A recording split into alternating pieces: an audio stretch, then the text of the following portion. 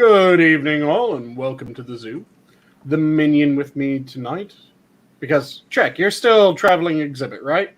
Yes. Okay. The minion with me tonight is the Hairy Channel. Good evening. Traveling exhibits, check. Traveling exhibit. And JenTMaxi. Hello. And, of course, I'm the keeper for the night, Sanguine. How are the three of you doing tonight? Swellerific. That's good to hear. I still live in Canada. Yeah. Oh, go ahead, Harry. I was going to say, I'm in California. We could probably compare notes on who's got it worst.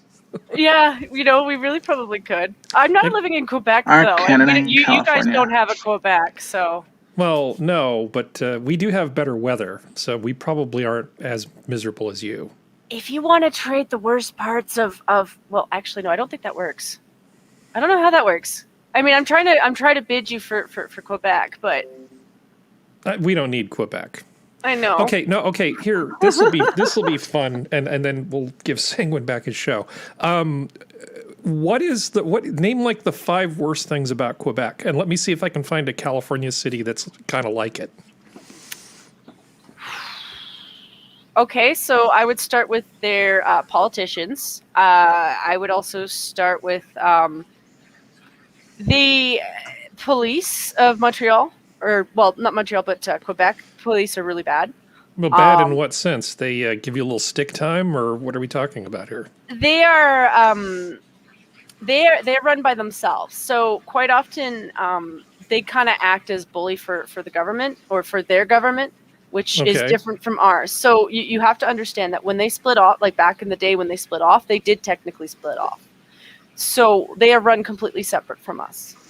So their police run separate from us. So like when they're wanting them to do stuff, they just do stuff. So their police are a little bit more crazy than ours. So far, you're matching Los Angeles just fine. Keep going. You know what? My brother's in the room. Let me ask him one of those. Off the top of your head, I didn't mean to necessarily start that up. I was just curious if we already had a Quebec here in California. No problem whatsoever. And all I was thinking is, that's like asking, do you want some French to go with your wine valley? That was my next one. The one he came up with was my next one. So you know how they don't like our oil? They put out 5 billion liters of sewage into the ocean every year, you know, and they're like, we don't want your dirty Alberta oil that we can do properly in proper pipes and keep it manufactured, and they get money for it. They get a lot of money for it, and it would give us a way out to the ocean. Well, they're already releasing something far oilier. Frenchman shits into the water, so they don't want to just add on to that contamination. I wonder if they have fatbergs in Montreal. Do you know about fatbergs, Jen? Fatbergs? Yeah, in the sewer systems, like for instance in Las Vegas. They get them all the time because people show up and they just eat all this incredibly rich stuff that's just full of fat. And then they go back to their fancy hotel and they poop. And the sewers just become occasionally clogged with these giant balls of poop that's just basically tons and tons of Vegas buffet fat. I would imagine that Montreal has fatbergs. Okay. Yeah, you know what? I wouldn't be surprised. Because it's just like the sewers are probably just like a shitty pipe full of remoulade or something. Well, they tend to toss out everything, like it's everything, like female hygiene products, everything. Well, they get what they deserve then. Pretty much. So the next thing I would say, and this one's kind of a personal beef because I am Albertan, but we tend to give them $20 billion every year. Well, they are your seat of government, so they have needs. Yeah, they're not the only ones. But yeah, that one for me has been kind of a bit of an issue. It wasn't an issue before when we were doing well, because as partners together as one country, when you're doing well, it's okay to share your extra with your neighbors. Like that's encouraged, That's something I don't mind having a problem with, But we've been kind of forced into a recession because of these assholes for almost 10 years now. And they're still taking the same money. Well, LA, LA is the largest political force in California. They get a disproportionate amount of all the tax dollars collected in California, which is a lot. They do all of those things. They have the same problems with the police and the crazy politicians. They have, because this is where a lot of the things that historically got people worked up, like the Rodney King beating thing, came in. So the LA police have a long tradition of having a few bad apples, shall we say. And the LA County Sheriff's Department has had more than its share of problems as well. But in addition to all these things that they do, they take water from multiple places because they were dumb enough to build a giant city in the desert. There's no reason for a city the size of LA to exist where it does. They're taking water from, like, most of the water, from, like, Northern California area. Yeah. There's huge canals that just suck water from Northern California to Southern California. And then they're also taking a ton of water from the Colorado River. So one state's water is not enough to support LA being in the desert. They're actually taking, water from all over the place. So I feel like we've already got LA, and LA's like bigger and has worse air. I think we don't need Quebec. I think you're going to have to keep it. I feel like you've just described mini Quebec, because we also have a French problem. No, we don't have a French problem in LA. You have a different problem. They speak a different language. Like I said, what you mean that you don't want to add a bunch of Frenchmen to your wine valley? We have plenty of French refugees in California. You'd be surprised. There are places in France you can pretty much go to jail for growing the wrong kind of grapes in the soil that you have in France. If you don't grow the stuff that's supposed to be grown in that province and call it the right thing and put all the right stuff on the label, you can get in a lot of trouble. And so a number of really, really top flight French winemakers about 20, 30 years ago said, the hell with this, and they came to California. And there are some beautiful, beautiful French winemakers who have fantastic vineyards in California that produce world-class wines. And they do amazing things because they have the freedom to actually make kind of whatever they want. So it's like, I'm going to mix these Rhone grapes with these other grapes. Don't care. There are no rules here. It's like, they just do what they want to do.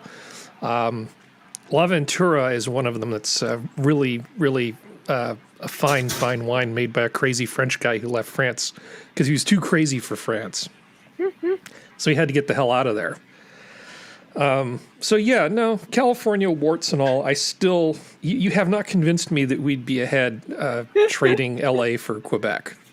No, LA might actually be worse because Quebec's 2 million people? Oh no, they're way more than that. How many people? Wow. Let me double check that one because that number's probably changed a bit. But I was following it back when we had the election, so. Because San Francisco's only 1 million or so. Did have it. Okay. Yeah, we are kind of in the middle of our census too, so that number is probably going to change for next year.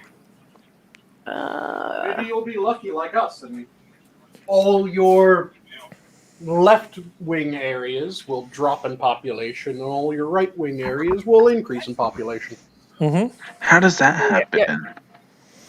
Well, sometimes when two right-wing people love each other very much. No, never mind. That was the wrong question. Well, Oh my Jesus. Harry is part right. Not entirely right, but part right. Oh, I know I'm part right. I just Okay. love making that joke when people ask that. When people ask Yeah, questions so- like that.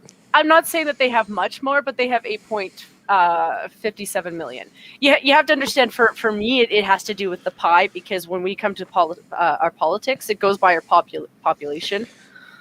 But Why? So hold on. So Canada's got what, about 35 million people in it total? I thought it was 38 million. It's 38 million right now. I'm doing this from memory. I didn't know there was going to be a quiz. No. You don't have to worry. Hey, listen, I did not give Tucker a shit for not knowing how to pronounce Ottawa. Okay, I thought it was funny, and I felt he was just outright Minnesotan when he said it. So I'm not that Canadian. At least as an American, without looking it up, I had a rough idea of the population of Canada. So what you're saying is that roughly speaking, around a quarter of your population's in that one town. Well, not town, but city, province, area, yes. Oh, you mean the whole province has that many people in it? Yes, the whole province. Okay, I keep forgetting it's a city. So Montreal, so that's a province. Montreal is the. Wait, what's your capital? Our capital is Ottawa. Ottawa. Okay. Listen, we tend to call Winnipeg Murderpig because it's our capital for death. Everything I know about Canada is from playing that vintage Canadian cross-country trucking game. No, not so really. It's Canada's version of either Chicago or goddamn Baltimore, depending on the year. Yeah, but with natives. But isn't Canada, but yeah.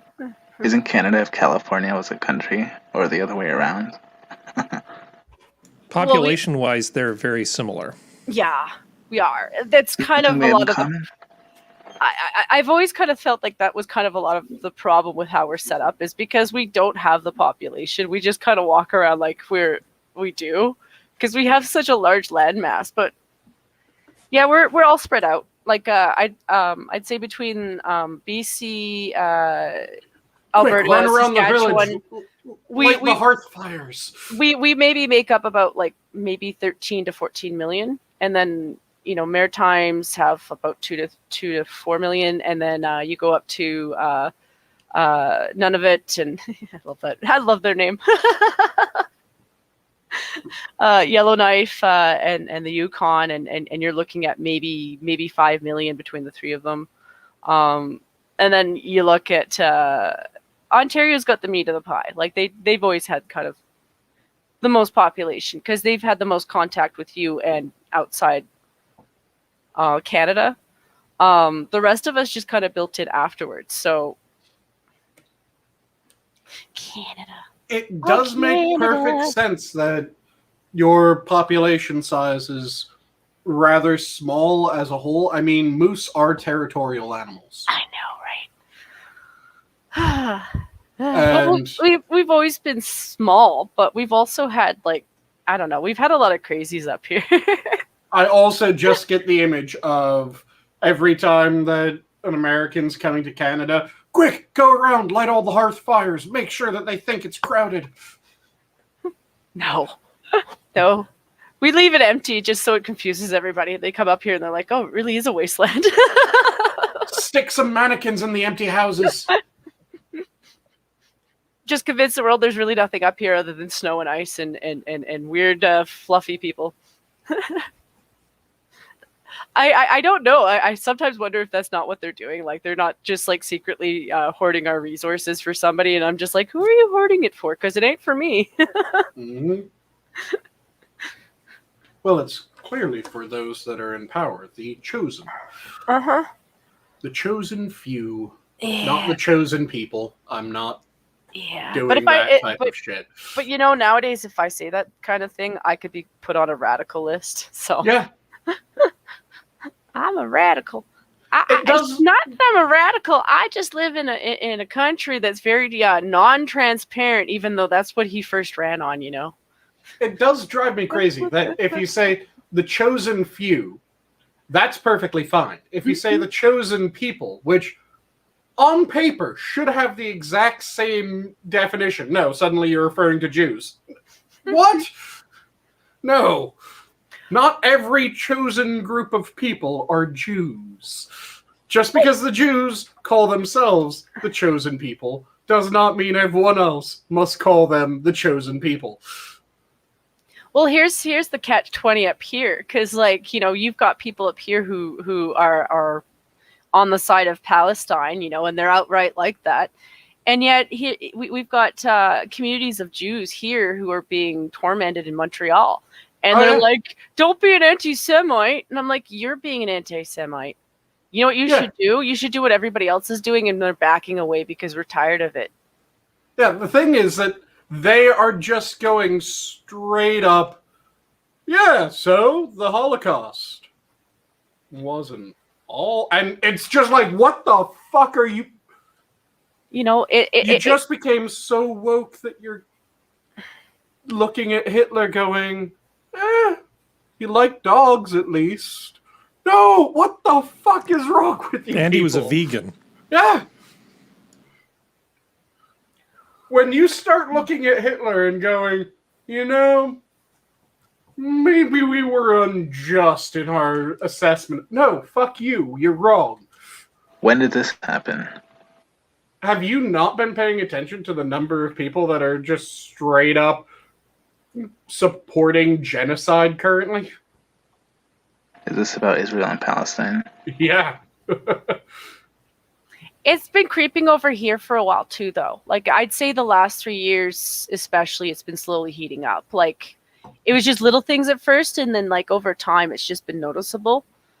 And they're just brushing it off. Like I think that's part of the problem up here. You know, I can't speak for everyone because I can't. Like, there's so many Canadians I haven't talked to in a while, you know. But the thing is I feel like so many of us are just stunned by everything because it's just unbelievable that they're even talking like that or they're even pushing for it, you know.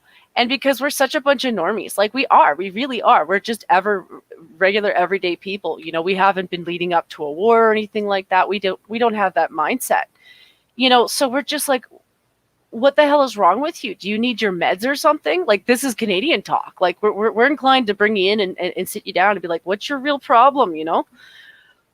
And we don't know what to do. And we're looking at our authority figures, and half of them are losing their nuts, you know? And yeah, I'm really insecure. I'm pretty much just waiting for my parents to talk, you know?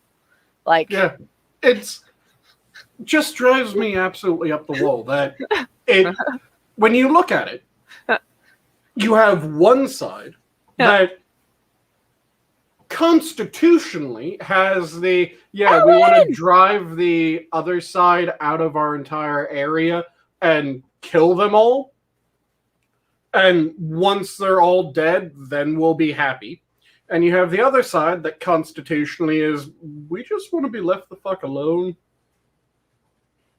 And people are trying to say, it's the same thing. The fuck? I mean, I shouldn't zone out. No, you're fine. Elwyn, you know what? When Elwyn comes into the chat, you're more than welcome to zone out for a few seconds because she's amazing. No, I meant zone out is really now I'm curious. Conflict because here it described as Israel being colonialist, and as soon as I think, or I just immediately dismiss anything else I had to say. Yeah, it is insane that they're trying to say that it's inherently colonialist. And that they're trying to say, well, give it back to the people that owned it originally. Okay, so which Jews? Group of people that owned it originally? How far back are we going in history here? Because there were a bunch of people that owned that chunk of land. Go ahead, Eric. Well, these sort of give it back to the people who owned it originally arguments are always fun. Yeah. So there was, I mean, as I'm sure you're well aware, the Moors basically moved into parts of Europe. Yep. And they had a huge presence in Spain. Yep. And the architecture, a lot of really, really beautiful architecture, reflects that history. There are actually people who are descendants of the Moors who think that they have some sort of justifiable claim to the land in Spain. Yep. Because the Crusades were wrong. And it's like, wait a second, you guys invaded first. I mean, how does this work? So if you go back, some number of 100 years, then it's the Spanish. You go back a few hundred more, then it's the Moors. Then you go back further, and it's the Spanish again. Yeah. So and how you do go you back decide? far enough, they don't exist anymore. In the barbaric times when humans were getting their shit together, there were all sorts of conflicts between people and invasions and genocides and raping and pillaging and all that stuff took place when we were just dumb, primitive savages, as opposed to the savages who can fake it most of the time as long as there's enough to eat. And we could just spend the rest of our lives apologizing for everything that our ancestors did all the way back to the quest for fire scenes where there might not have been consent that was obtained. It's a ridiculous thing. In the here and now, we have shit to do and people have to get on with things.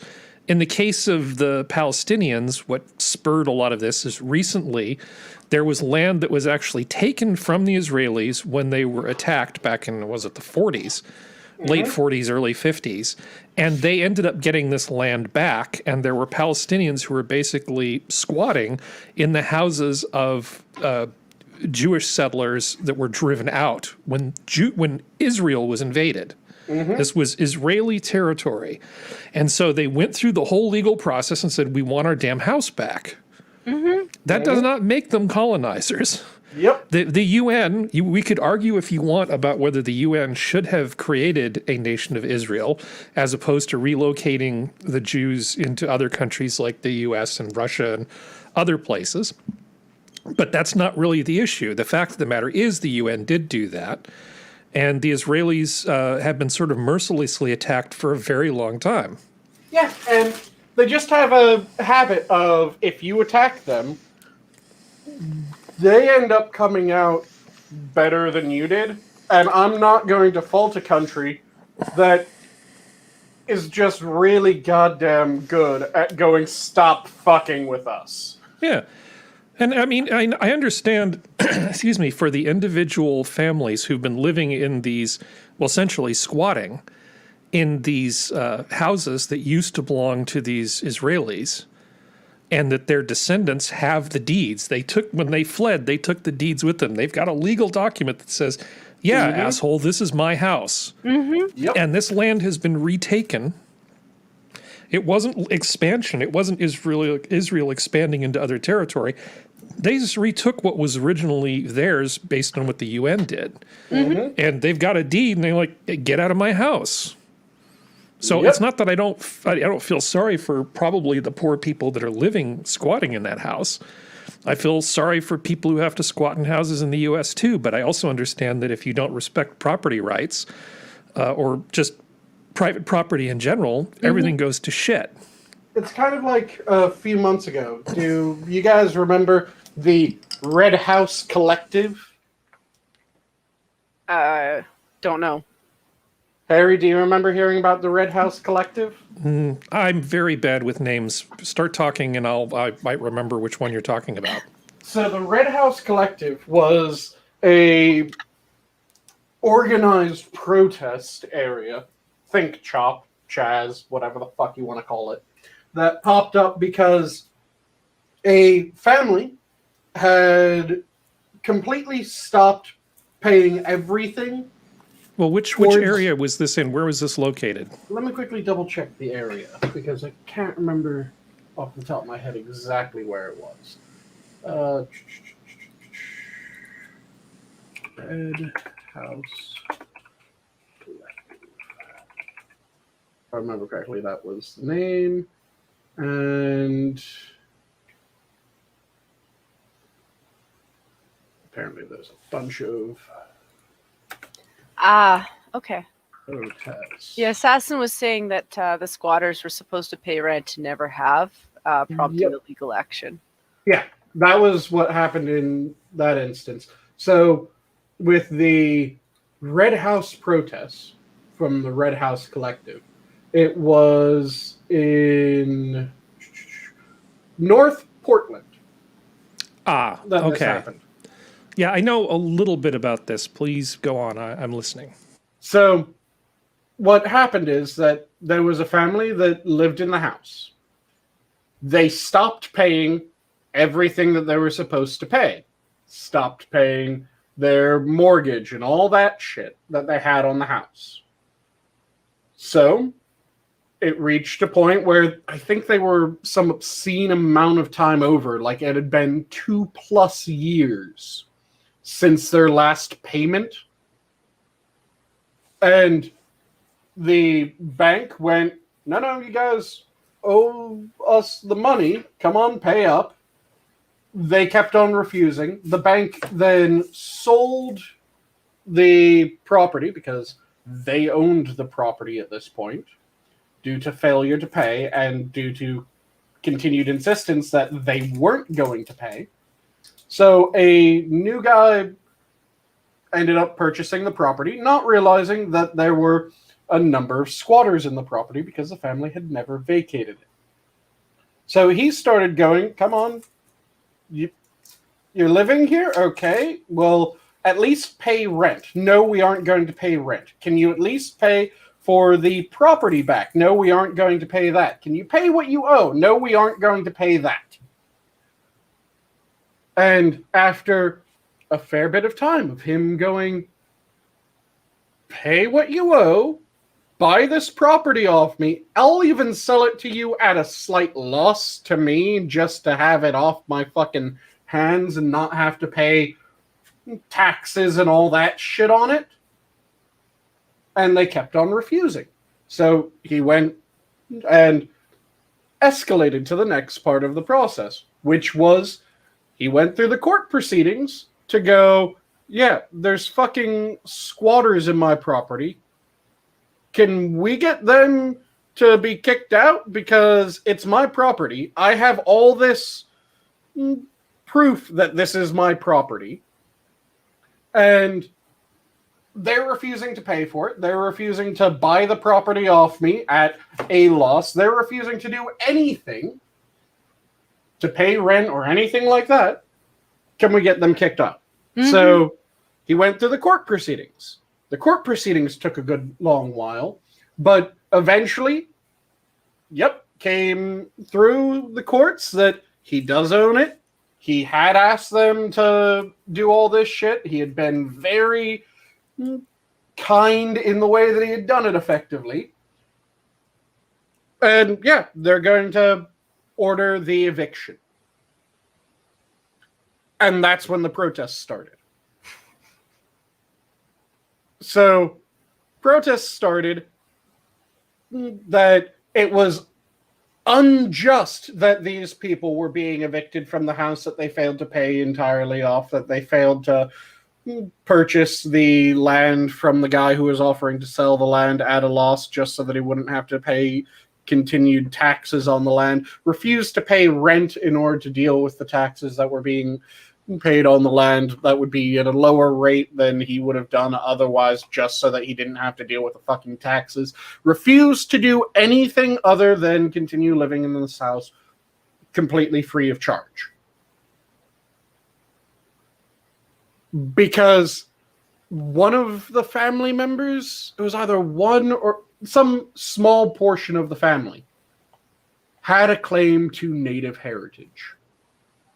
So this was a big gentrification issue. Can't have the minority owning a house that they never fucking owned because they didn't fucking pay off the ownership of the house. This is all just racism.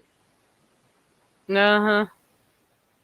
And it became this massive goddamn thing where the guy who owned the property was getting death threats for just trying to either get them to pay a small amount to get the property off his fucking hands or to get out of the fucking property. And it's the same goddamn thing with this, apparently. That it started with, yep, this is so-and-so's property. Is there any argument that it's so-and-so's property? No, there's no argument that it's so-and-so's property. Okay, so the people currently in that property that are not so-and-so, that are not allowed to live there according to so-and-so, that so-and-so tried every other method to deal with them, are now being evicted, and fuck you for evicting them. The fuck is wrong with you people? Sounds complicated, yet I understood. The other thing too is the outside influence. Like, let's be real. They probably would have settled things a long time ago if they didn't have outside interference. And that's my other opinion too. Like if we back out, they will probably settle things a lot sooner. See, the thing that was really, and after this, I'm probably going to try to steer the conversation away from this. So Yeah. everyone that wants to chip in, make sure that you chip in before the steer away. The thing, Harry, I just saw you unmute. No, I just unmuting for the sake of unmuting. Okay. Is my wind passing over the microphone sound better now? Oh, Yeah. you're fine. You're fine. Okay, You sound good. That's a great sentence, Harry. The whole squatting thing has been an issue. Now, Viva Fry covered a case where I can't remember if it was 10 or 12 years that somebody's managed to sort of get away with this kind of shenanigans. Mm-hmm. And it was simply the case that by effectively sort of reopening the case multiple times, it kept pushing the eviction back into like this reset where it's like, oh, he's about to be evicted. Okay, and it was just not so much a deliberate thing as just sort of it worked out that way, I think. Mm-hmm. But yeah, Viva Fry's got some really good content about some of the more ridiculous cases like this. There have been cases in Oakland. And the basic premise in Oakland is instead of just like, no, we're not going to do that is, well, there was one woman, she moved from California to Texas with her family, decided she did not like, she was a single mom, she decided she didn't like living in Texas, so she moved back to Oakland, California, which is a city directly across the bay from San Francisco. Oakland has some pretty big income inequality going on. There's very, very, very poor sections and very, very, very rich sections of the same city. And she found that after she moved back, she wasn't in a position to get back in because everything was more expensive. So she just found a house that nobody was in, and she just moved in there. Yep. And her basic defense is, well, I moved back here and it was too expensive to live, so I should just get to stay here for free. Yep. And the really cold-hearted part of me kind of thinks, well, if you couldn't afford to live there, why did you move back? Mm-hmm. You could have moved to any one of 49 other states if you didn't like Texas. What made you decide to move back to a place that has incredibly high rents, even in the bad parts of town? Well, it's a place that has incredibly high rents, but also has a problem kicking people out when they're squatting, so.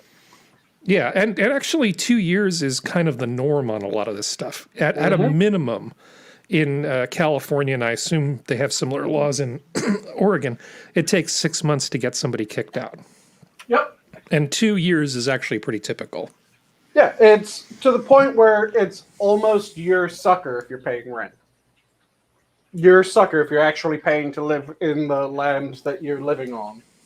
And that is not the situation anyone wants to have happen, except the people that are apparently in control and the people that don't want to have to pay for anything. Because it's just absolutely infuriating that keeps on happening, and it keeps on being squatters. And like I said, or like I was going to say before we transition away from squatters and the Israel-Palestine issue, the thing that really pissed me off was the U.S. government is sending money to Palestinian groups, several of which are known to be funding terrorism. Meanwhile, Israel came forward and went, hey, would you guys be willing to help us restock our Iron Dome? The entirely self-defense system does not have an offensive use, just self-defense use.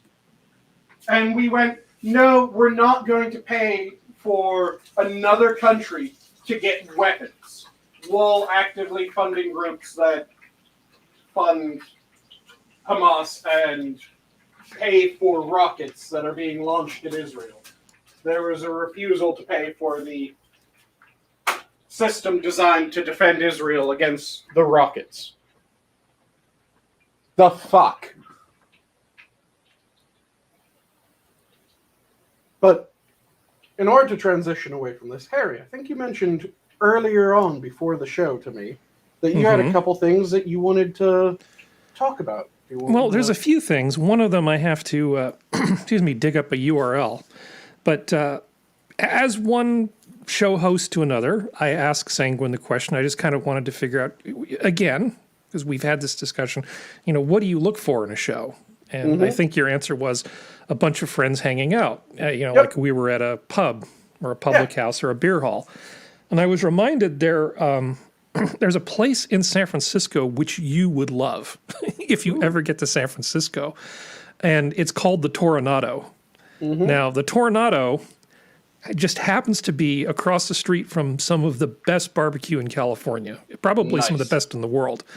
So across the street is Memphis Minis, which the guy who runs there is actually, on multiple occasions, has worked as a consultant for Hollywood when they need somebody who's like an expert on barbecue, because he's gone around and worked a bunch of places and studied it. And he's a giant nerd for barbecue. Maybe not as famous as Aaron Franklin, but he's a good dude. Memphis Minis is great. So the Toronado has a bunch of great beer on tap, because we do know how to make beer here in California. Nice. And directly next door to the Toronado, there's this place that just makes these amazing sausages. Ooh. So they're so close together that the smell of the delicious sausages and that delicious beer hall smell are kind of mingling together. You can just sort of walk back and forth between the two with like a sausage in one hand and a beer in the other. Very nice. And everything about that just screams Sanguine. Yeah, that is absolutely my type of venue, where it's just go enjoy good food, good drink, and relax. That is absolutely up my alley. Yeah. So you can have fantastic sausage, you can have fantastic beer, or you can go across and have some of the best barbecue you've ever had. It's a magical little place in San Francisco, and it's not particularly touristy or anything like that at all. You will not run into other tourists when you're there. And I'm slightly confused because I'm not sure if it's optimistic of you or pessimistic of you to assume that it was a sausage or barbecue. I knew I had some friends who were going to the Toronado who'd been going there for over a decade, who only later found out that there was amazing barbecue across the street. And they were kicking themselves thinking, all this time I could have been having delicious barbecue and sausage. A lot of people who go to the Toronado never make it. I mean, it's like they have all the things they need between those two stores. I've got the food group and the drink group, and I've only got two hands, so where are you going to go? A lot of people don't even know that they're missing out by not crossing the street. Yeah, like I said, I'm not sure if it's optimistic or pessimistic that there would only be the two groupings rather than, okay, let's grab a pint. Okay, now that we have a pint, let's grab a sausage, hit across the street, hit some barbecue, come back for another pint, just continue this triangular trade route going. Oh, yeah. Yeah, it's on the Haight. And it's technically listed under dive bars on Yelp, but just ignore Yelp. Yelp is stupid. Yeah, I find that they don't really understand what a dive bar is. Yeah, well, there's dive bars and then there's neighborhood bars. And you could potentially call this a neighborhood bar. Yeah, and neighborhood bars are entirely different than dive bars. Yeah, At least to my mind. Let's put it this way. If you were flying into San Francisco and had like a 12-hour layover and I didn't have to work, I would pick you up at the airport and I would take you to the Toronado. Nice. And then you could just figure out your migration pattern on your own after that. Yep.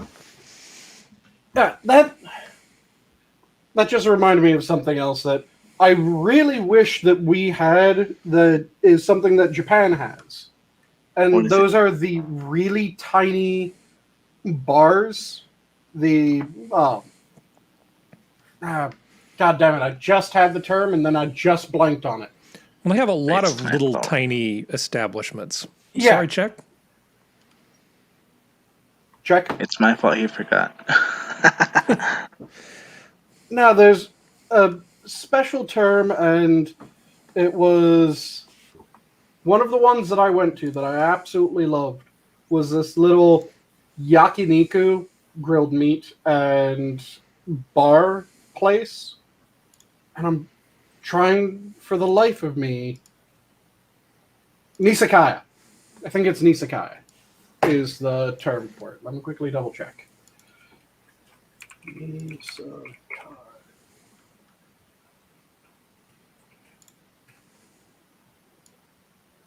Because they're just these little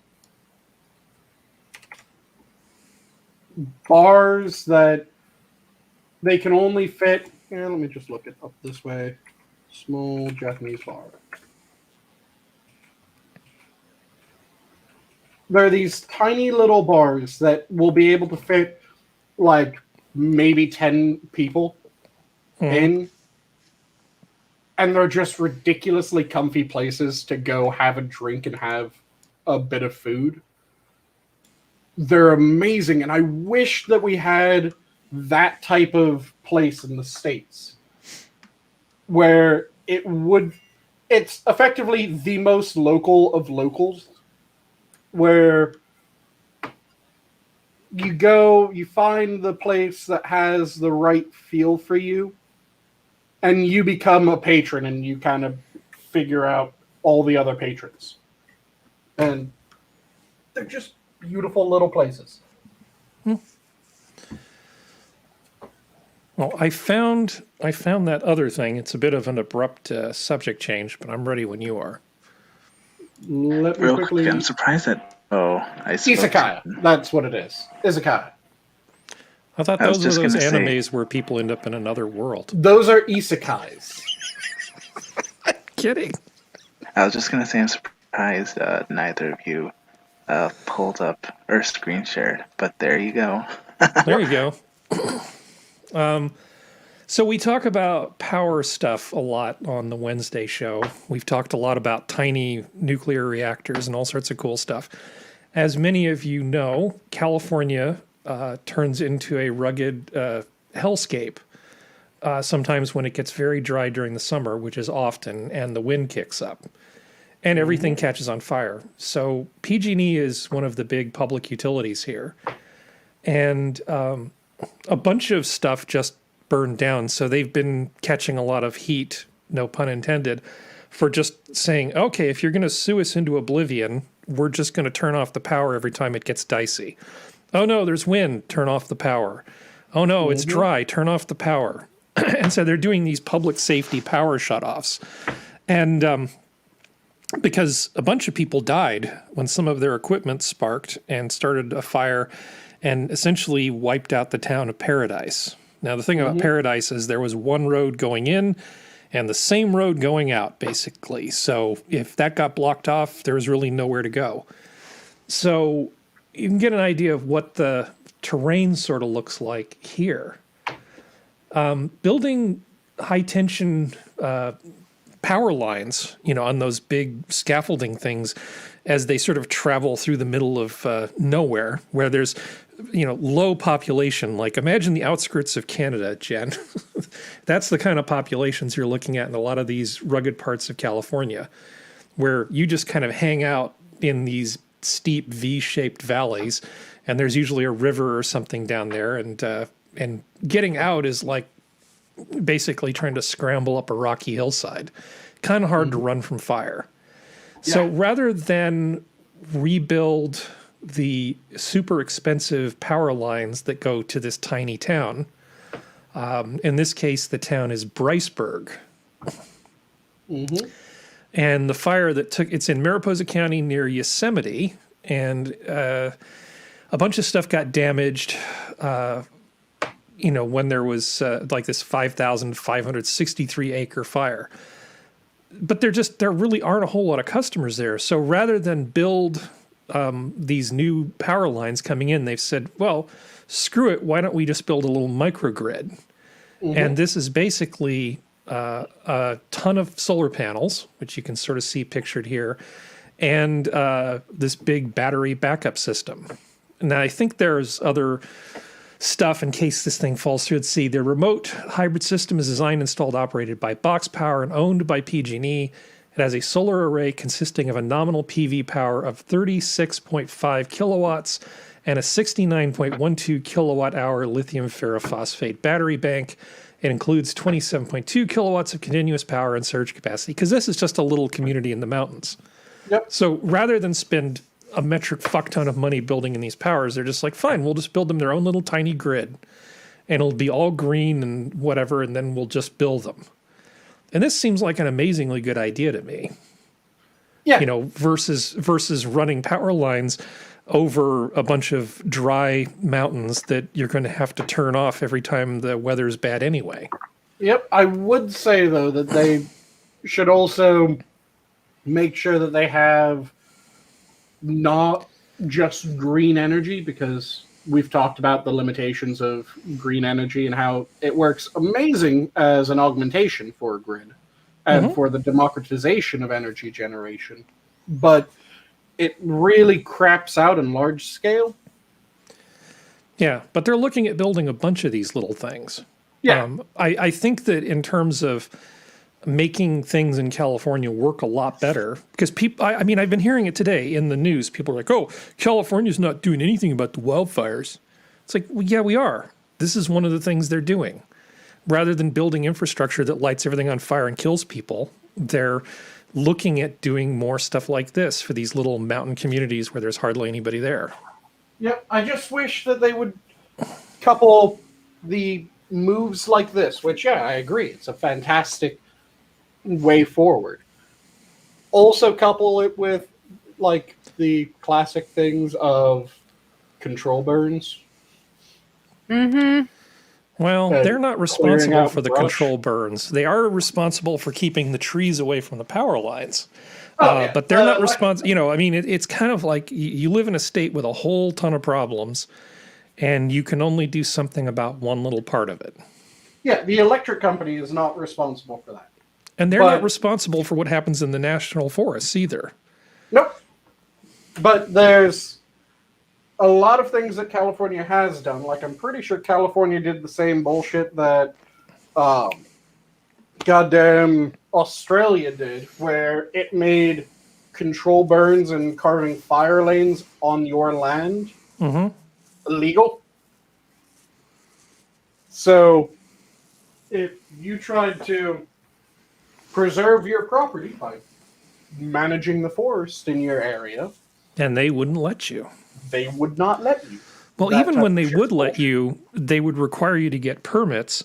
And it was one of those things where if anybody just said, nah, you know, we're having a birthday party for my daughter, I don't feel like having smoke 20 miles away, that you just wouldn't be able to do it. So it wasn't, even when it was legal, it was impractical.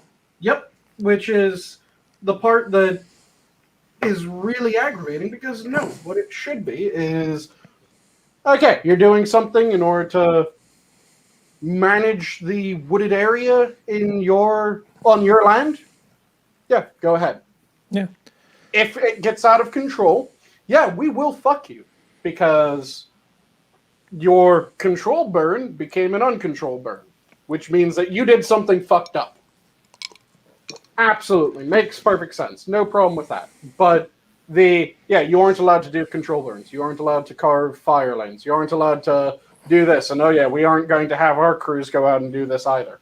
That's the part that pisses me off. Well, excuse me, no argument there, but it looks like PG&E is targeting 20 of these damn things. Yep. And that is definitely really cool. Though, like I said, they need to build not just the green energy generation. They need something that is more reliable, and preferably also build in something that can handle surge. Well, it's not hard to, for a system this size, it's really, really easy just to hook up a backup diesel generator. Yeah, exactly. And it happens to snow in these areas. So, snow and solar panels don't really go along well together. Exactly, which is what I'm getting at with that, where you need something that can handle the surges, because when solar power is generating power, fantastic. But once you're at, it's generating as much power as it can. If you have more power needed than it's currently generating, that's an issue. Well, that's part of what the batteries are for. That only works if I have sufficient amount of time to charge. Well, yeah. I mean, you factor that into the design of the system. Hopefully. I mean, I have solar panels. I don't have permission to operate and sell my excess power back, but I've actually been disconnected from the grid running on just my solar power and batteries for the last 4 months. Oh yeah, like I said, and I have way more. Even on the cloudiest, most screwed up days where there's several of them in a row, there were a few where I thought, am I going to have to connect to the grid? Nah, it'll be fine. My batteries never went below 33%. So it's totally possible with a large enough battery supply and enough solar panels to work your way through all of this. But that doesn't mean that you can't have the backup diesel for those 5 days a year that it doesn't work out. Yeah, and it's, again, something that I keep saying. It is a fantastic method of democratization of energy generation.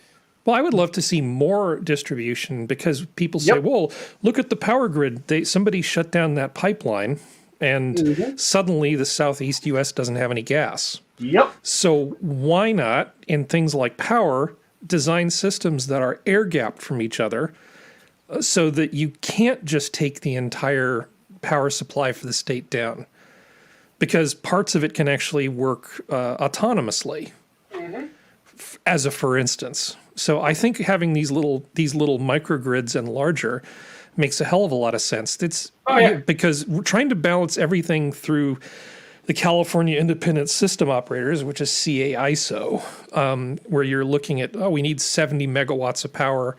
Sorry, we need that much power for the whole state. And trying to keep all that stuff balanced as one huge grid doesn't really make a lot of sense. Yeah, it doesn't make sense to make it one huge grid.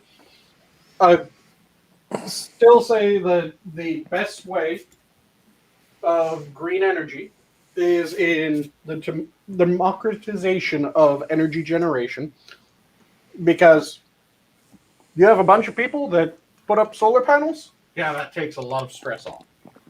And they are now generating power. They can sell it back. Yep. You have these little almost pop-up energy generation sites. That's fantastic. But you still need something to back it up. Well, they have actually been democratizing it. A number of small power companies have basically built up around California, and these things exist because the law allows for them to exist. And so PG&E distributes the power. They charge for the transmission, but the generation is actually done by another outfit.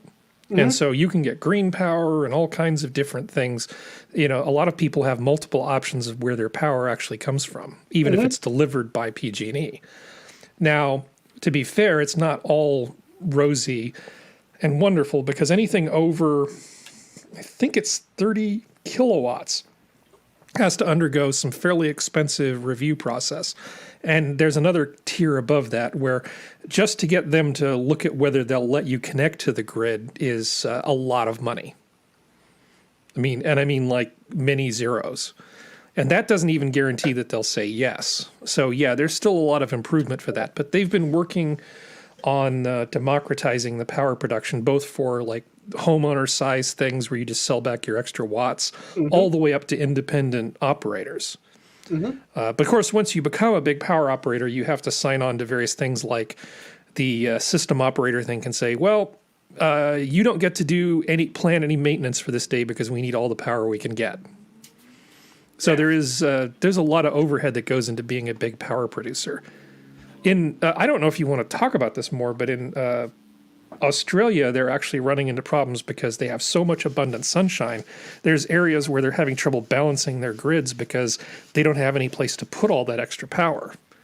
because they've expanded the solar faster than they've expanded their ability to store that power. And they don't have a protocol for telling the inverters to go offline and stop exporting. Which is another thing that I've talked about when it comes to green energy generation. It is very much, or it tends to very much have a glut or famine type setup where when it works, god damn does it work. You know me, if it was up to me, I'd be dotting the landscape with little, 500 megawatt to 1 gigawatt small modular nuclear reactors. Yep. And then there wouldn't be a problem. Oh yeah. You know that I'm much of the same mind when it comes to that. But I just see people constantly going for we need more green energy. And I'm going, okay, are you working on the storage? And there's a couple groups that are working on storage, but it seems like there's a fuck ton more demand for just getting the new solar panels rather than the new solar panels and the new batteries. Yeah. There's a ginormous battery plant. There's a number of them going in California. They're putting one in Moss Landing, which is between Santa Cruz and Monterey on the coast. And that is a huge battery farm that they're putting in. And so all of the excess power that people are producing, they're going to be dumping it into those kinds of facilities. That's really good because, like I said, that's where a lot of these systems seem to fail. Yeah, California, we're not completely incompetent. No, it works for you guys. I mean, I'm not opposed to things that work for people. I just find that they don't really work where we are. Well, you have hydro. Well, we don't. That's Ontario. Okay, Ontario has hydro. Ontario's far away from me. I have pipelines because I have pipelines because I have oil and gas, but it's not that we haven't tried other things too. Like we have tried the windmills. We have tried the solar panels. Just don't work. We just don't have the consistent sun that you guys do. Yeah. That's where you really need to think through the methods because there's some methods that work amazingly in certain areas, but are absolute shit in others. I would say the windmills are kind of hit and miss, and I stand with you guys in the nuclear. In the windmills, I would say are hit and miss because A, they're kind of a pain in the ass to maintain just because they're expensive and maintaining them, and B, we're kind of in lightning central. And I don't know if you've ever seen what those things look like when they've been struck by lightning, but they're scary as fuck. Well, it's the electrifying the bird Cuisinart. That's fine. I like bird Cuisinarts. By the way, I wasn't bringing up this thing because the solar is incidental to this story, in my opinion. Oh, yeah. I don't care what the source of the power is. I just care about the fact that they're making like these little self-contained power systems, and you use whatever makes sense for where you live. If you live in Phoenix, Arizona, you're going to use solar. If you live in Manitoba, you're not going to use solar. Yeah. Yeah, I get what you're saying. I'm not opposed to that at all. Like I think that's actually great for them. Like I was looking at it thinking like, is that actually still safe? But like, hey, if it works and it saves them from forest fires and nobody wants to think about family being stuck in fire deaths. So. Yeah. Oh, I found the article on the thing at Moss Landing, which is just one of several. It's 256 Tesla Megapack batteries on 33 concrete slabs, which will store a total of 730 megawatt hours of power. This thing's capable of pumping out 182.5 megawatts for 4 hours. That's an insane amount of power. And they have the option to upsize it to 1.1 gigawatt hours total. And this is just one of several things. So as people, if you're going to build a ton of solar power or hydro or whatever, you want to be able to store it. And there are some other cool ways of storing power that don't involve batteries. I know there's one that they were using basically where instead of pumping water up mountains and then running it back through hydro, they were actually using like this reduction gear system with this insanely heavy weight. So essentially it's like a clockwork generator thing. Yeah. Yeah, super cool.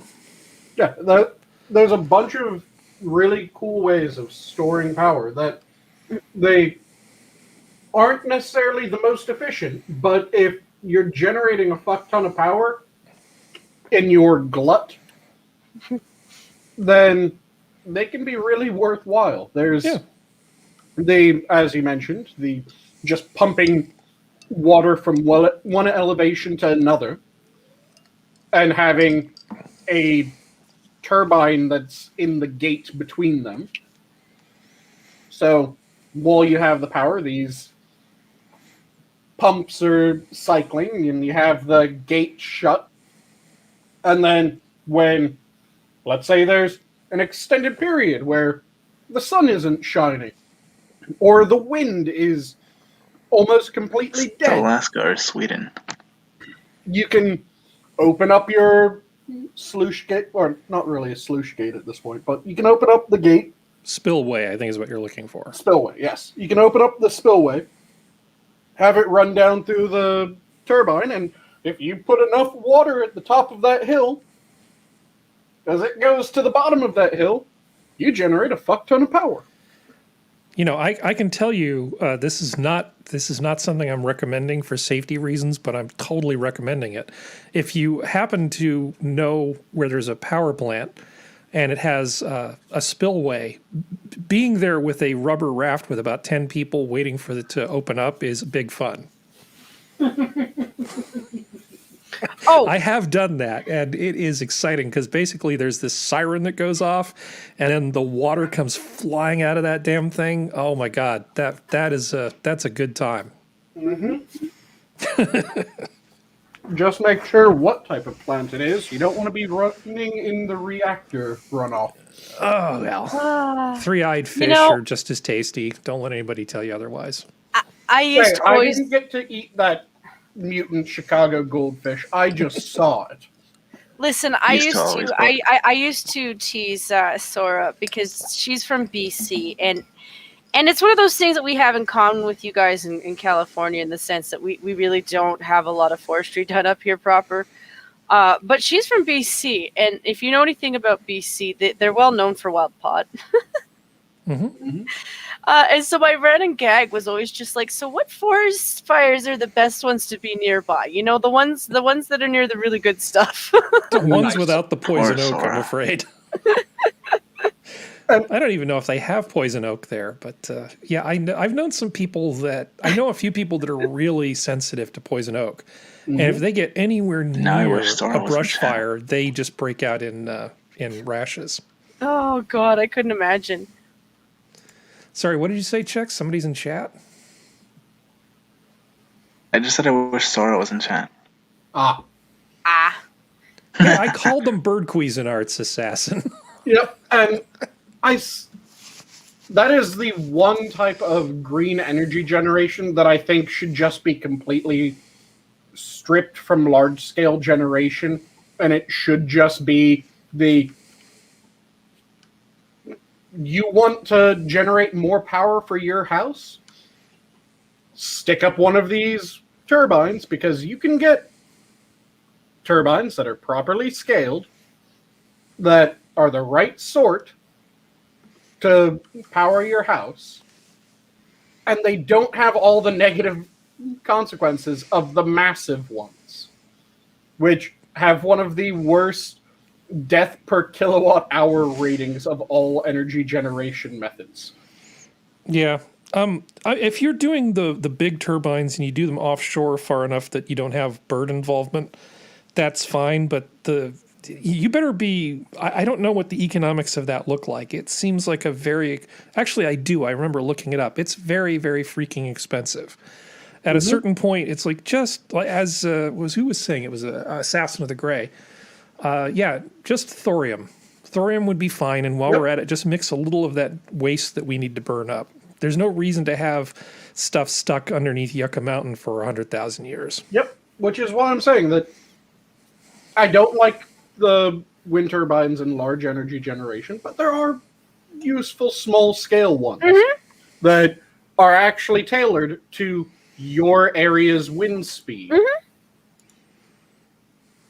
Yeah, I'm all for engineering technology. Like that's kind of the thing that that we've always kind of been about, because it's not like oil and gas has been perfect. Like they've gone through a lot of steps to get a lot better. Yep. You know, and that's why I was crowing for them for so long, because my family's been in the field for so long. You know, my mom would show me stuff that they've done, you know. I can see that the effort that they put in. And yeah, she was always horrified when there were spills. Horrified, because it's a terrible thing to see birds or animals suffering or anything like that. But like the technology will always get better, and we just have to keep pushing forward with it. But they've kind of killed us up here. It's just like they don't understand that the part of the means of building our technology was having the money to fund it. So I mean, we're still doing okay. You know, we're still doing okay. But like, you know. Yeah. I put up a picture of the tornado since you're still sharing my screen. Yep, I saw. Tornado. That's why I went nice. Okay. Well, if you can unshare me, that would be great. Yep. And I can have my browser back. It's like you're holding it captive. Look, no, I'm always saying interested is in that you have to show us everything that you're looking up, Harry. I'm always I always find myself coming back to the tech field too sometimes, because I talked to this fellow who's, funny enough, is also from California. And he was always really fascinated about how farming has evolved too. Like, you know, they've started to create machines and little things that could go in and pick berries, so that they're picking individual berries. You know, and it's just all that stuff down the line is just going to change. Well, assuming. Well, as long as we keep putting money into tech and researching further, I'm coming back to my mic. I just went to toss some money in a pan. As long as we keep doing that, yeah, things will get better. And they'll get better in fascinating new ways. I keep getting pissed off every time that I see someone say, look, all I'm saying is that why are we spending money on research for space missions when we have people starving at home? And I'm going, have you not thought of the techs that will be required for those space missions and how those techs will affect the world? Because, son of a bitch, think about the endeavor to go to Mars. Because most people bring this up when they're referring to Elon Musk, and he has so much money, he could do so much good for the world if he just spent it on Earth rather than in going to Mars. And I'm going, okay, the man wants to colonize Mars. So what techs are absolutely necessary for colonization of Mars? And shit, what techs are necessary in order to get to Mars? Two techs that pop to my mind immediately, especially since you're saying there's people starving on Earth, are you would either need, well, not really either, you need both of these. You'd need a tech that allows you to store food for a much, much longer time. Is that pointing at me? I put that up there for Jan. Oh, nice. And yes, Pointing it's at kind me. of pointing to you.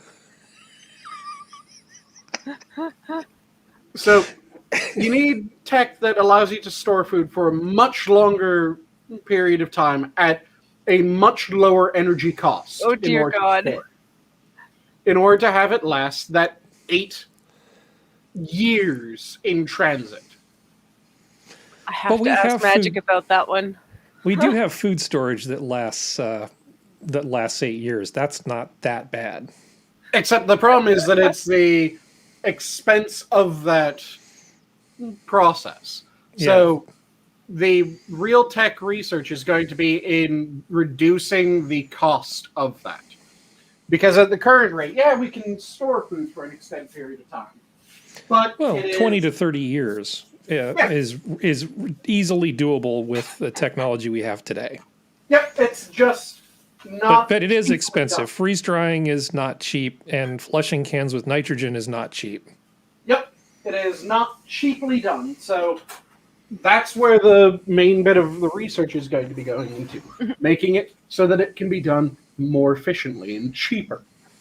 Then the other main thing is not only do you want to be able to haul food that will last an extended period of time, but the more food that you have to haul up, the more difficult it is to get up, the more expensive it is to get up. So if you have a way of generating food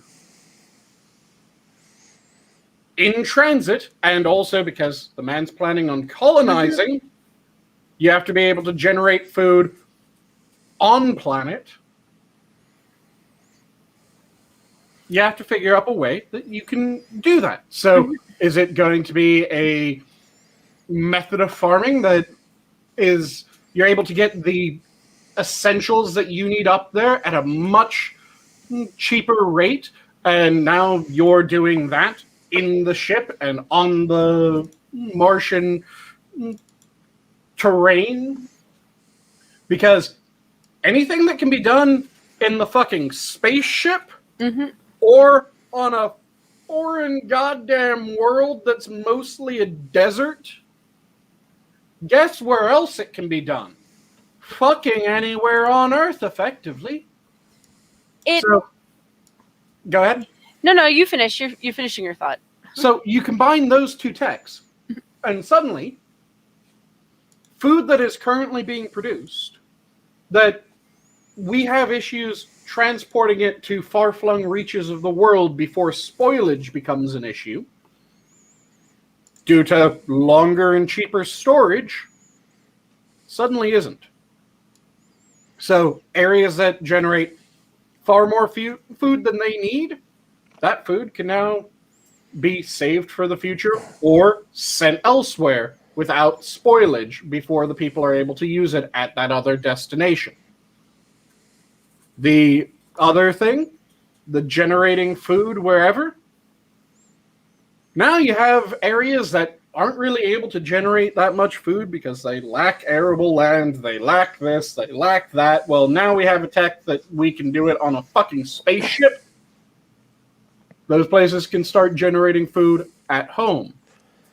So I have a thing here. It's some Boeing propaganda that I picked up today. Yep. Yeah, I'm gonna. Oh, can I finish my thought real quick before you start? Oh, please. Okay. I thought I was interrupting him, not you. No. We both technically are, so this is even better. I'm gonna be quick about it. It's just, whenever I think of NASA and going to outer space, it also reminds me of Star Trek. And the reason it reminds me of Star Trek, and I'm sure you guys know the quote too, is there are so many current day things that we all use that came from ideas from Star Trek. Yep. And I'm like, where the fuck do they think Star Trek got those ideas from? When you dream of a future, you start coming up with interesting ideas. Like, there's so many reasons why this is a good idea, because this is how we advance. We dream about things and then we make things better for people at the same time. Yes, we make mistakes at the same time too, but let's give it a shot. Yep. Yeah. I had a I was gonna. Sorry, Harry. Go ahead. I just created a new avatar that looked like it was pointing at me, and now that I played it and I was gonna edit it, I see that Harry shows a different image. No, now he's shooting a rocket at you. Yeah, well, before I had the Penetrator, the Quebec connection of book pointing at you, because I thought that would amuse Jen. Oh, it did. And now I should just send you that image. And now I have some Boeing propaganda. Now, the point being that one of the slides here is actually kind of interesting. So their basic thesis is, since we have such mighty rockets and they travel at such high speed, we can actually get stuff to other places faster. There's a chart here that shows how many. That shows how. God, the text is so small. It still works. So first of all, sustainable Mars presence. I mean, do you want to live in the fart box? I don't. That does not look like a fun thing to me. That's the fart box. Can you imagine being in that for like 2 years while you wait to go back? I can, and it's not fun. Yeah, I don't want to live in the fart box on Mars. Okay, so here's, with their super macho rocket, they're claiming that they can get you to the moon in 3 days and that they can get you to Mars in 9 months. Now, I don't know about the return trip, but 9 months isn't too bad.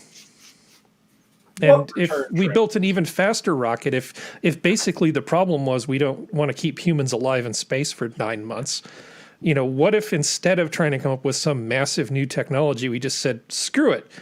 We'll just build a bigger, even more macho rocket, and we'll just, like, hurl you at Mars even faster. I am for all of this. Any tech advancement, I am for. I'm such a child, though. Like, once I get to the word that says payloads, and I just start snickering like a child. I don't doubt the scientists who wrote that did, too. I'm just saying. Oh, wait. Okay. Change it back. Yeah. So, yeah, they've got a bunch of fancy plans for their new ginormous rocket. They're talking about sending spacecraft to Saturn and Jupiter and, let's see, the Enceladus orbiter. Just all kinds of cool stuff they're going to do with the enormous pile of money they want us to pay them. Yeah, because Boeing is a for-profit corporation. So I think it's great that they're working on all this stuff, and I'm not against NASA giving them money as long as they can control their costs. Yeah, that's the thing for me. If they can actually follow through with their promises, I'm fine paying for that shit. Now, if they fall through on all of them, cut them off of the money teat, because at that point, nope, you've fucked up your chance. You've proven that you aren't actually working towards this, so you no longer get this flow of money going towards you. And that's why I kind of like the private sector versus public, because public can spend as much money as it wants constantly without any real pushback, unfortunately. Whereas when you're talking private sector, they aren't actually getting the tech, they aren't actually doing things. People start noticing, and their name goes to shit. Yeah, well, I mean, this is pretty cool if they can do it. So, like, say, Neptune's Science Orbiter, using this ginormous rocket with the 2 solid boosters on it, they're saying they can send 7.3 metric tons to Neptune. Which is fucking awesome. Which is fucking awesome. I mean, that's, like, you can get a pretty serious amount of equipment in that size. Sorry. Any new tech that comes out of this endeavor will be tech that we find ways of repurposing. Yeah, it's either that or war, you know? It's either we find some interesting project to work on or we go to war. That's how we kind of progress as a humanity. It just... Yeah, the way that I like to think of it is anytime that we have a grand work, that grand work can be of several different stripes, but anytime that we have a grand work that we're going towards, we accomplish fucking amazing things. I mean, I would like to say evolve check, but it's not early enough to say evolved. I feel like some people are de-evolving. So this is nice because this is expressing the other one, you know. Technically, there's no such thing as de-evolution. Wait, actually, yeah, that makes sense. It's just a term that people like to use around to describe something they see regressing. Regression, that's basically what it is. Yeah. But technically, there's no such thing as de-evolution because evolution just is change. Yeah, it's changed to meet changing circumstances. So, for instance, if you have very evolved humans that have like an appetite for fine food and classical music and all those sorts of things, and then everything goes to crap, a totally different type of human might be the apex product for humans. And so it just means you're better adapted to the current circumstances. It doesn't mean that you're more advanced or, can fly with the power of your mind or whatever.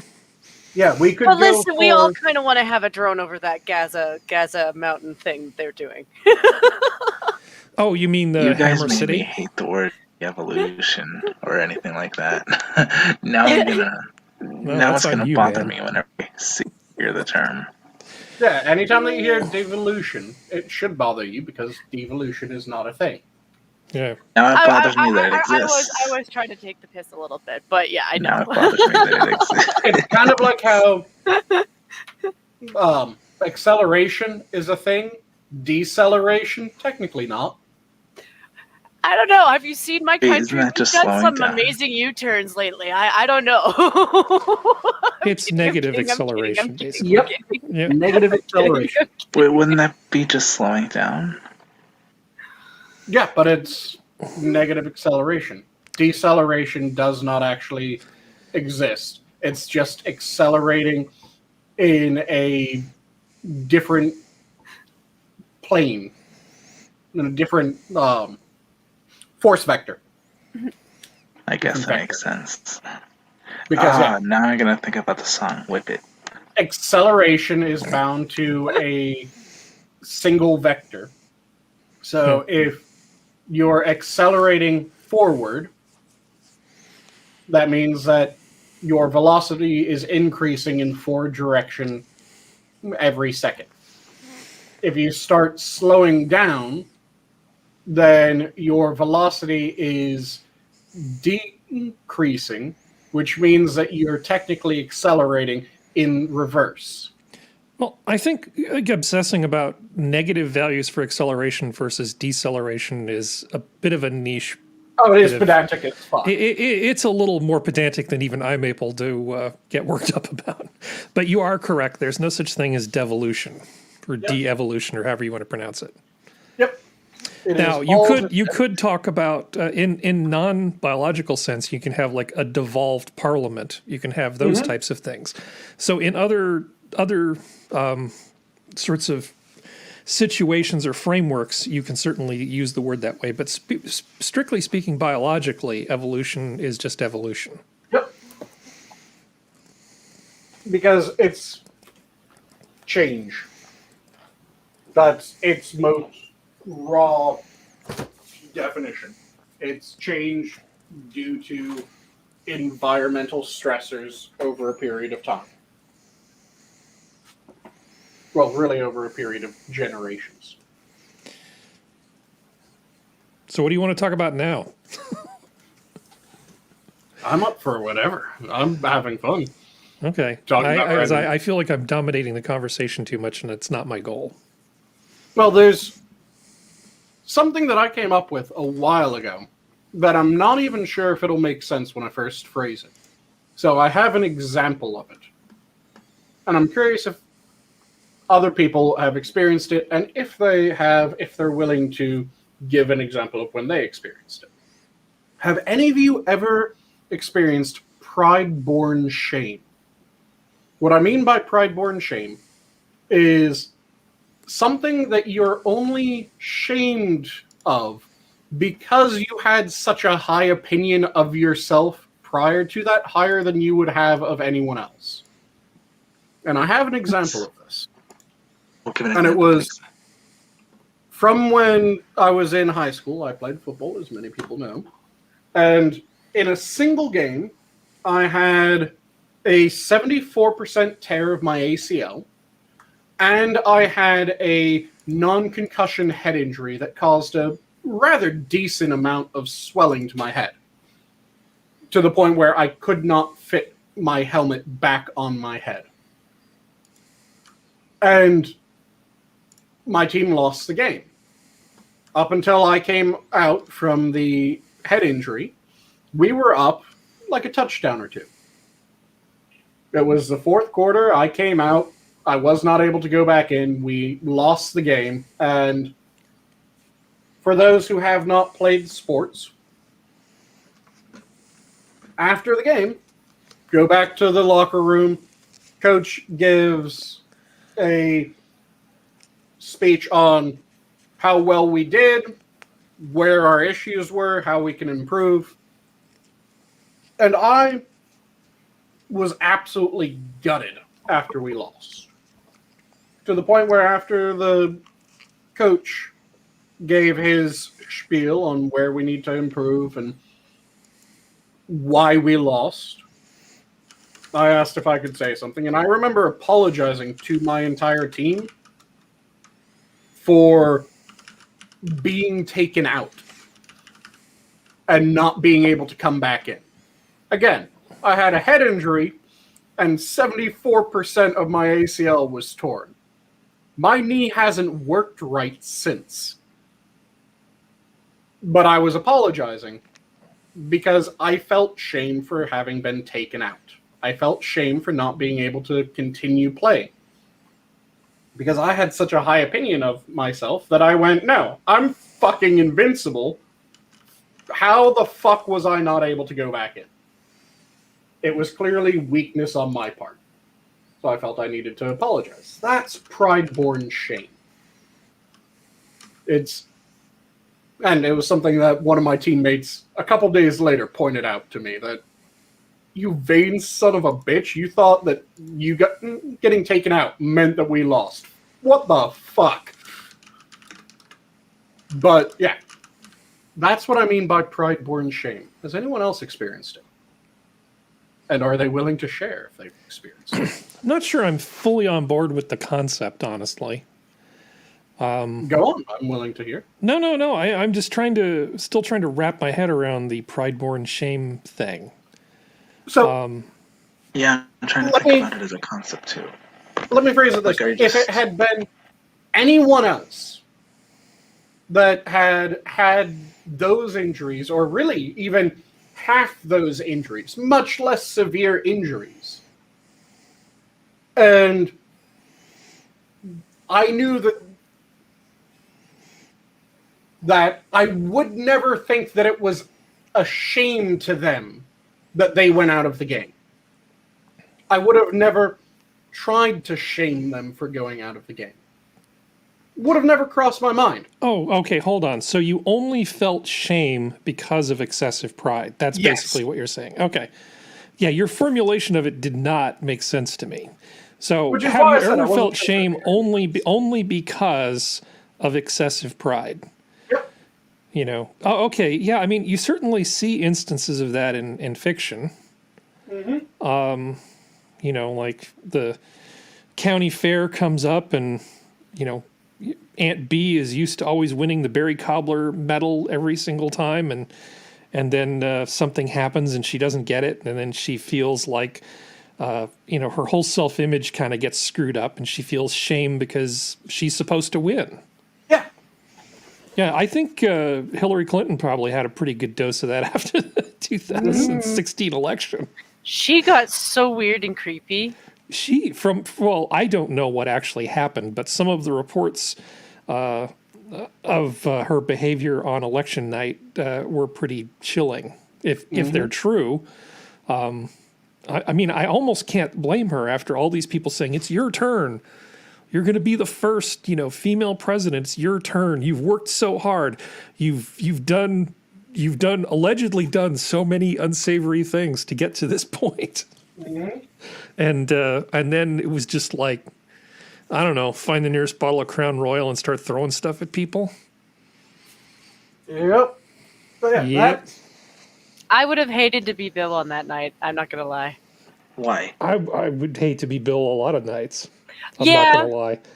I mean, don't get me wrong. I secretly think he's a piece of shit. You know, I don't have any like real facts or truths, and I'm not spreading shit. So you two don't give Lord, you know, the minions shit for. We're gonna call off Lords tonight.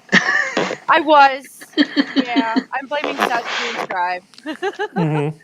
But at the same time, though, like, yeah, it's just, yeah. Yeah. Hello, everyone, and welcome to another episode of Lords of the Night. Yeah, that interrupted my thoughts, so I can't go. I don't think I've ever experienced it, or if I have, I've pushed it out of my mind and I don't remember. I mean, in terms of shame, I mean, guilt is a thing I'm well acquainted with, but shame is not one that that hits me very often, but guilt certainly. Yeah, no, I don't think so. I can't think of anything. Maybe I've just lived a really good life. Well, the reason why I'm calling it pride-born shame is because it is shame that only exists because of pride. Mm. If there was not the pride, then you wouldn't have the shame. Makes So, sense. it's the progenitor of the shame. Not really. I've never really been particularly proud of myself in like such a super extent that I was like I felt like I felt shamed for it. Mm-hmm. At best, I once during a little bit of archery that we had at gym, hit the guys next to me. I hit their target dead center. And then I pretended that like I did it on purpose because I didn't. It was just one of those things where my hand had twitched. So I pretended like I did it on purpose, and fuckers ran away with the teacher because she offered the person who got the dead center free McDonald's. I was like, you fuckers. You should shoot at your own target from now on. Yeah. Right? But yeah, it was something that I thought of while at work, where just something made me remember that specific instance rather profoundly. And I was curious if anyone else had had any sort of situation like that. I know others have, but I was curious if anyone... I'm trying to think. Oh. I'm really trying to think. Because every time someone asks, have you experienced this situation, I try to dig deep through my memory. Especially since I'm on the spot. Kinda. Yeah, it's a very strange thing to recognize that it's, the only reason why there is any sort of guilt or shame or a number of other emotions was because I was going, no, they can't fucking take me out. So it must have been something I did. Mm-hmm. Which is ridiculously prideful. There's I've never experienced it, but I have read about stuff like what you're talking about, you know. Yeah, it happens in literature a fair bit. Mm-hmm. Where you'll have the warrior that is a badass in a book. Like there's a book series that I'm currently reading the newest book of, the Stormlight Archives by Brandon Sanderson. I highly recommend to people. And there's a character that, he's kind of broken, but the shame that he's feeling is mainly because he feels like he shouldn't be broken from the shit that happened to him. But it's absolutely horrendous goddamn things have happened to this man again and again and again. And he keeps on surviving, he keeps on coming out, and he keeps seeming fine when he comes out, but each time it's chipped away at him.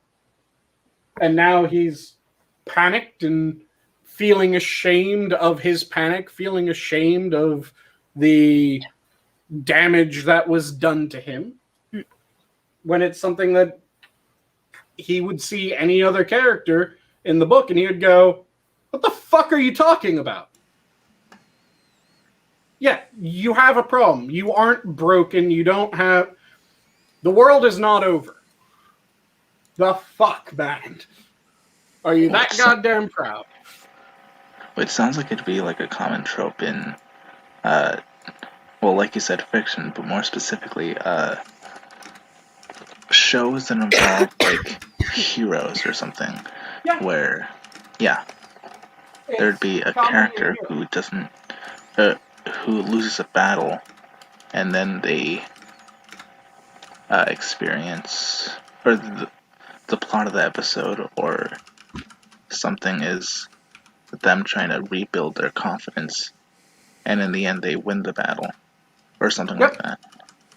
That's how it ends up presenting in a lot of fiction, in a lot of fantasy, in a lot of mythology. You'll see this as well, where a hero will suffer a defeat that, yeah, they had no fucking chance of winning, but it becomes this, no, I should have won that. I'm fucking me. How the fuck did I lose this? And they beat themselves up over it. They feel shamed for something that they wouldn't shame anyone else for. I think there were at least 2 episodes of SpongeBob that had that plot. Not as grand as the things that I was thinking, but sure. Right. Well, I was just giving an example because. Yeah, I get that. Well, I was just cracking the shit. Well, because now that I'm thinking about it, it does sound a lot more common in fiction than in real life. And SpongeBob's the only instance where I can name 2 specific episodes, at least. Whereas there are like other shows that only have 1. I've met other guys who are like that in real life. I mean, it's not it's not an every dude kind of thing, but you know, there's other guys who I've heard express that kind of stuff. But there's other people with like similar things that are different. You know, like people who feel guilt when the situation's just out of their hands. You know, it's one of those things where almost everybody can kind of understand where they're coming from. You know, because the situation's just frustrating. You know, in that situation, you're like, what could I do? You know, so you can understand why they feel guilt, but at the same time, how do you make them not feel guilt? And that's almost the same exact thing, just a different emotion. Yeah. So the shame, to me, shame and guilt tend to be fairly interlaced. Because when I haven't felt shame very often, as many people can probably tell from how I act, but the times that I have felt shame, it has been a profound feeling of guilt as well. Because I felt responsible. I felt guilty that the team had lost, and I felt shamed that it had lost because of me. And those are interrelated because I was guilty because I thought it was my fault, and I was shamed because I thought it was my fault. Yeah. So the guilt and the shame are related in that. It's just a matter of degree to my mind. So next time, what you need to do, Sanguine, is you need to bring some food with you. So that way if you have an uh-oh and an oops, you can feed them afterwards, and that way you can feel pride again, because they'll all just be like, this is awesome. I'm kidding. Yeah, I've just taken to the learn how to gauge myself and then give it the test of, okay, if this was someone else, would I still have the same opinion? Or would I not?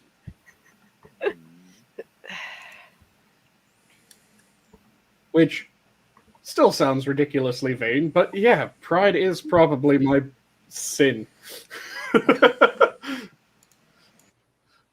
And I vacillate between pride the virtue and pride the sin. Yeah, pride and shame are not quite the same thing. I should say pride and guilt aren't necessarily the same thing. Not necessarily, yeah. No. Shame and guilt. I'm going to get it right if I just keep saying words. Eventually, the right words will come out of my mouth. Shame and guilt are not quite the same thing. You can feel guilty. You can feel guilty all by yourself because you just say, "No, I should have done better. I should have done better." Now, whether that's because of pride or not, it's a whole separate issue. But guilt is just the I let myself down.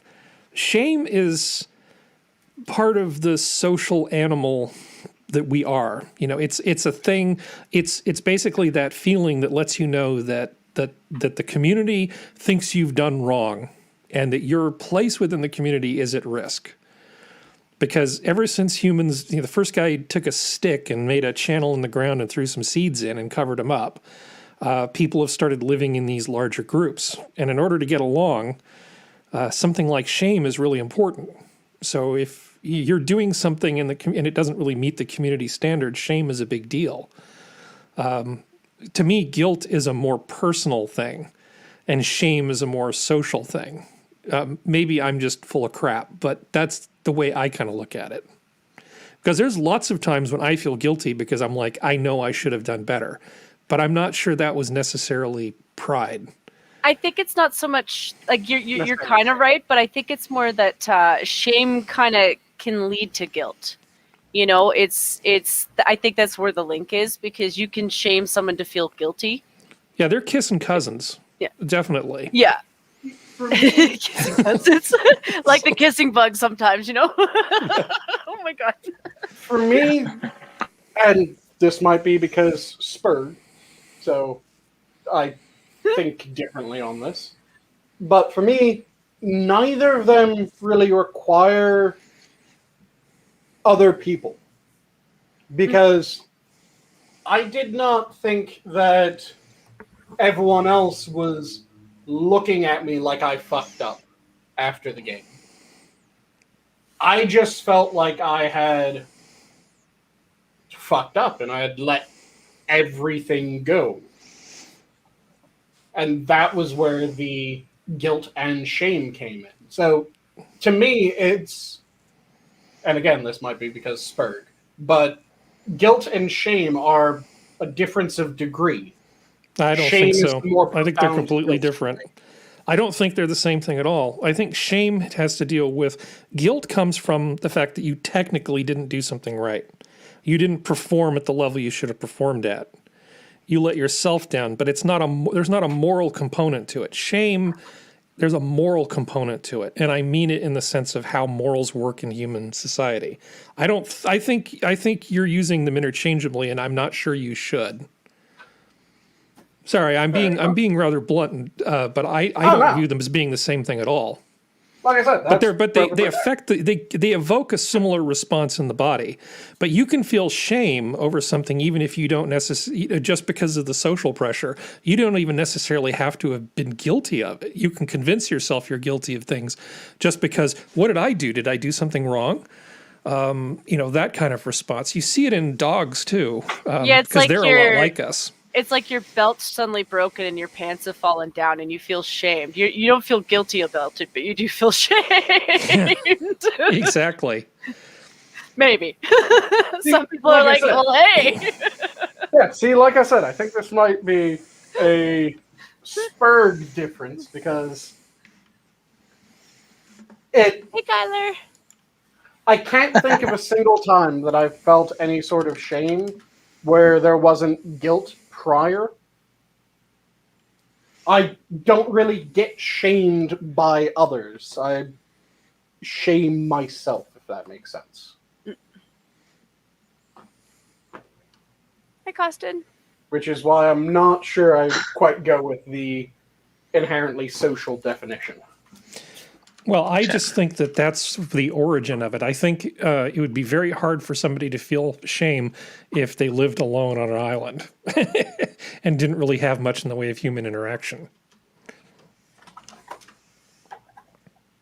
It would be inhuman to stick a spurg on an island alone, so I can't really test this. Yeah, it's interesting because if I look at the definitions, sort of the dictionary definitions, they have guilt defined in almost like a legalistic manner about having like a crime or something as the primary definitions. Whereas when I'm talking about feeling guilty, it's a different sort of thing. You know, feeling of having done wrong or failed in an obligation. He remembered with sudden guilt that the letter from his mother had not been yet read. Yeah, see, there's no moral component there. It's just sort of a personal failing, you know, whereas with shame, it's like the shame of exposing your naked body. And it's not because there's anything inherently shameful about it. It's just because society's told you that you're supposed to cover your bits, you know, whatever society you happen to live in. Right. And shame is the thing we do to basically, it's like somebody, you know, he emerged from the barber hut today with a stunning mullet, and all of his friends shamed him into getting the rest of his hair shaved off. Well, You know, he should have shamed himself the moment that he uttered the words, how about a mullet? Yeah. Why not a mullet? But anyway, we don't need to dissect this particular bit of language. Yeah, I don't know if I know of an instance that meets your criteria, I'm afraid. I mean, I've done things where after the fact I said, man, you're better than that. You should not have done something that stupid. I go back to my old standby of dropping a Bowflex on my face. I came up with a great new way to exercise my triceps, and in thereby doing, ended up nearly killing myself by dropping a Bowflex on my face. And that was really, really stupid, and I should have known better. So translation, you've never dropped your pants. I'm only saying this because I had an incident at a place where I worked, and it was New Year's Eve, and you know, I was working, and across the street, this guy was trying to walk away from the bar, and he dropped his pants 3 times, fell down all 3 times, and we were like, should we call him a cab? Let's call him a cab. You know, I think bars should just keep backup suspenders behind the bar because, you know, you can adjust them to any size. You know, and if you've got a guy like that, just go, here, buddy, take these suspenders, you know, they're on us, and we're calling you a cab. And to be fair, he must have been pretty plastered because he was completely shameless. He was like, yeah, I'm fine, man. Did he look like a human version of like one of those Russian videos? Because if you look at YouTube, most everything in Russia is either on fire or drunk. A human version of one of those Russian videos. So Russians aren't human? No. Well, yeah. You know, they hang out with bears and drink a lot and get hurt a lot. He seemed to have regular clothing on. It's just his pants just kept falling down. Yeah. How does that work? Aren't there like things in place to keep that from happening? Isn't that what the belt is for? I mean, he was a skinny dude. That only works if you aren't built like a box. If you're built like a box or barrel, it doesn't really have anything to get purchase on. Oh, yeah, I've certainly seen people do some pretty embarrassing things. Well, yeah, you know what? Here's another one for you. Like 2 months before that, there was Halloween, and here's the thing: I was working night shifts that night too. Night shifts are fun, especially when you work on the strip that's basically Bar Central. So I served scary. I served a giant penis a hot dog, and then he turned around and hit on me outside for like 10 minutes. I was like, no. Okay, so Crouching tiger, hidden penis. I was in a meeting with somebody, and I forgot this person was blind because, I mean, they just sort of walked in and sat down. They weren't, you know, they didn't have like a guide dog or dark glasses on or anything. It didn't even occur to me, and I actually had some printed out source code, and I handed it to the person and said, here, take a look. I felt pretty bad about that after the fact, but it was only because I didn't see this person as a disability. I saw him as a human being and a smart one at that. So I was like, hey, can you take a look at this thing? It's like, oh yeah, you can't. You're blind. Oh, well, sorry. That was thoughtless of me. But I think that's a thing where I can't really say that it's a pride thing because I think anybody but me would have probably thought ahead of time and not done that. Yeah, that's where the limit really comes in, because there's most of the things that you would feel guilt or shame, depending on your viewpoint. They are things that just kind of happen, rather than things that the only reason why you would feel those is because of an overabundance of pride, which is where it made me wonder, okay, how many of the minions have ever experienced this? So I figured I'd ask on the stream at some point. Well, speaking only for myself, I don't think it's a big component of my life. Although I'm sure it's just waiting, and now that I've said that, it's just a thing in my not too distant future that's going to happen soon. Nice. I'm sure it'll be tomorrow. It'll be Sanguine. Curse you. But yeah, shit like that just... And it was due to the book I was reading. Like I said, there's the one character that I would categorize as having the same sort of thing going on with them. And it was while they were beating themselves up about it. And I was going, this is actually kind of striking close to home. Why the fuck? And then it was suddenly oh, I know why. So I have we have a little bit of time left. I have a food/health thing that you might be interested in. Oh, go for it. Let me. Me too. No, you go then. Okay, well then I'll be quick then, because this one's just a funny one too. So new technology that I'd like to see happen, and this is just flashbacks to my convenience store days, but dispensers with tubes. When you're dispensing food through tubes, don't make them in such a way that customers could see them, because for some reason between the button and pulling the tube is more fun. And the amount of times that I had to clean chili, soy chili based product off of counters in behind and vanilla. Oh, good. Oh, no, you're good. It's mixed with cheese, so it's goopy. So, just because I mentioned that I might be making this tonight, I figured I'd quickly real on food. My camera. Yep. So it's effectively a take on chicken schnitzel. You should make your Not screen done full size, dude. Traditional. Oh yeah, can't I? Yeah. So a take on chicken schnitzel, not traditional, just my version of it, and then you used proper breadcrumbs. It looks like. Yeah. I used panko rather than standard. You did? Okay, Yeah. you did. It just That's where the golden brown deliciousness came from. Yeah. Especially with the panko crumbs that I'm using, because these are proper panko rather than just bog standard panko. Okay, I couldn't see it that well.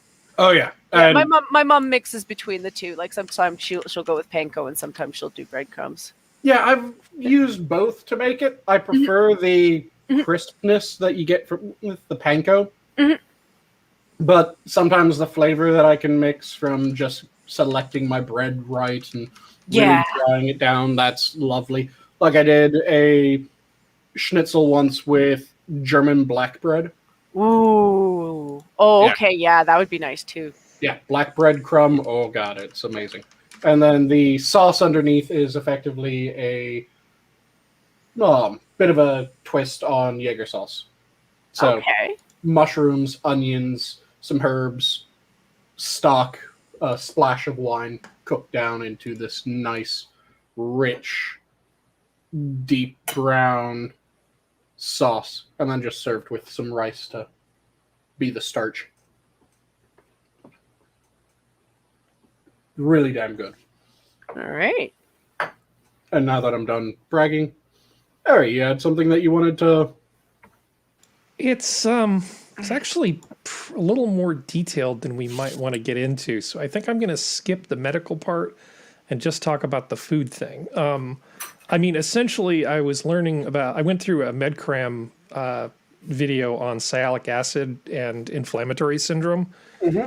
And I don't know if you're acquainted with that, but essentially the really super short version is there are compounds in beef and certain types of dairy, which when used as sort of the cap on little sugar-like molecules that are on the exterior of your cells, your body can't actually make the ones that are in cows, but when you absorb them, it sometimes substitutes them for the ones it can make itself, which are slightly different. And this throws off the identify friend or foe mechanism in your body's immune system, which can create inflammation. So I was thinking I should probably eat more pork. Not like I'm not going to go full vegan, but maybe I should ease up on the lean beef that I enjoy so much. Since I'd like to be alive for a lot longer and not be all crippled up. Make it a couple times a week rather than every other day. Yeah, because I have access to a lot of really good lean beef, and maybe I should just go easy on it. Thankfully, Parmesan cheese is actually really low on that index. So at least my Italian cooking won't get screwed up. But Nice. yeah, so I got a pork shoulder roast, and I was thinking, I do not cook a lot of pork. What should I do with this thing? So I thought, well, it is pork shoulder, so it needs to be low and slow. So I essentially opened the damn thing up because they've removed the bone and turned it into a roast. And I slathered it with a whole bunch of garlic, garlic, rosemary, and thyme with a little bit of salt and black pepper. And then I tied the whole thing back up again and did a braise for about 7 hours at 275. And I got it to the point where I can either tear it apart and make a pulled pork sandwich or slice it up as a roast. And that actually worked really well. The braising liquid I used was a relatively grassy, not super sweet Sauvignon Blanc. And that actually, as a thing to cook, I didn't even bother browning it or anything before I threw it in there. It was pretty damn good. I don't know how much of that sort of stuff you cook. I was just curious what you thought of that sort of thing. Have you ever tried it? Because certainly in terms of barbecue, I've done it, but I've never actually done like long braises in the oven because I've almost always just barbecued instead. I've done some of them in the oven. What my favorite way of doing pulled pork, because I can't just bust out a smoker or anything like that where I live currently, is sous videing it. Because you stick that son of a bitch in a sous vide for 3 days, and you just end up with the juiciest, just unbelievably shredded, soft, amazing pulled pork in no effort at all. I don't know what part of my brain blocked out the fact that you have a sous vide. I feel like a cow that knew not to walk into the abattoir, and why I would even bring up something that gave you an excuse to talk about the sous vide. What is wrong with me? See, there's pride-born shame. Nice. But yeah, the sous vide pork shoulder, oh, that's amazing. And then I'll typically sous vide it first with just very basic seasoning. Because you get a big fucking pork shoulder. Section that up into 1 pound portions. Then season up each of those 1 pound portions in different ways. So throw chimichurri into one of them, curry seasonings into another, so on and so forth. So it just becomes okay, the ones that I'm not eating this week, I'm going to throw in the freezer and then just pull them out at some time in the future, sous vide it to come up to temp, then cook it the rest of the way in pan, and delicious.